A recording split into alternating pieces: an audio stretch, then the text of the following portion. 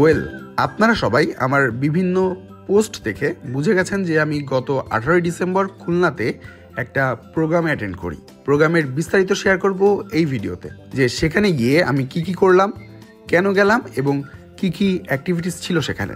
তো চলেন ভিডিও শুরু করা যায়। সকাল 9টা থেকে প্রোগ্রাম শুরু হওয়ার কথা ছিল, যার কারণে আমি যশোর থেকে রওনা দিই সকাল 7:30টার দিকে এবং প্রায় 2 ঘন্টারও বেশি সময় লাগে আমার খুলনা পৌঁছাতে। খুলনাতে পৌঁছেই একটা রিক্সা নিয়ে চলে যাই ভেন্যুতে, যেটা হচ্ছে CSS আভা সেন্টার।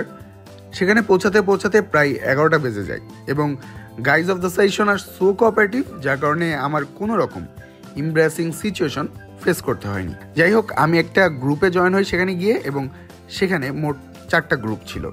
এই প্রজেক্টের নাম হচ্ছে সমতায় তারুণ্য, এবং আজকের সেশনটা হচ্ছে capacity enhancement of content creator. সেশনে সমাজে নারী এবং পুরুষের মাঝে যে বৈষম্য, সমাজে প্রচলিত বিভিন্ন প্রথা বা কুসংস্কার নিয়ে আলোচনা করা হয়, এবং আমাদের এসব নিয়ে কি ধারণা সেসব নিয়েও কথা বলা হয় এই সেশনে।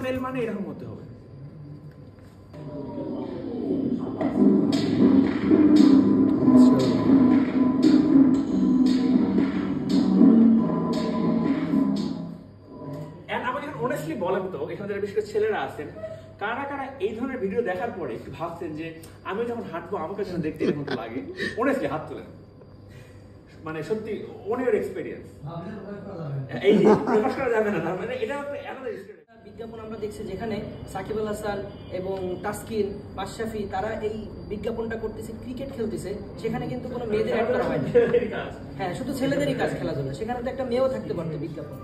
এর মাঝেই দুপুরে লাঞ্চ শেষ করে শুরু হয় নতুন একটি কম্পিটিশন, যেখানে মাত্র 40 মিনিটে জেন্ডার স্টেরিওটাইপ নিয়ে একটা ভিডিও তৈরি করে সেটা আবার সাবমিটও করতে হয়, এবং এই কম্পিটিশনে আমাদের গ্রুপ সেকেন্ড হয়, যেটা ট্রুলি স্পিকিং আমার টোটালি আনএক্সপেক্টেড ছিল। যাই হোক, সন্ধ্যা 5:30টার দিকে শেষ হয় এই সেশন শেষে নাস্তার ব্যবস্থা ছিল আমাদের জন্য। তো প্রায় 8 থেকে 9 ঘন্টার এই সেশনে আমার এক মুহূর্তের জন্য বোরিং লাগেনি। এর জন্য হয়তো ক্রেডিট দেওয়া উচিত আমাদের মেন্টরকে। তো এই ছিল আমার খুলনায় যাওয়ার কারণ। যারা আমার পেজটি এখনো ফলো করেননি তারা দ্রুত ফলো করে ফেলুন। আল্লাহ হাফেজ।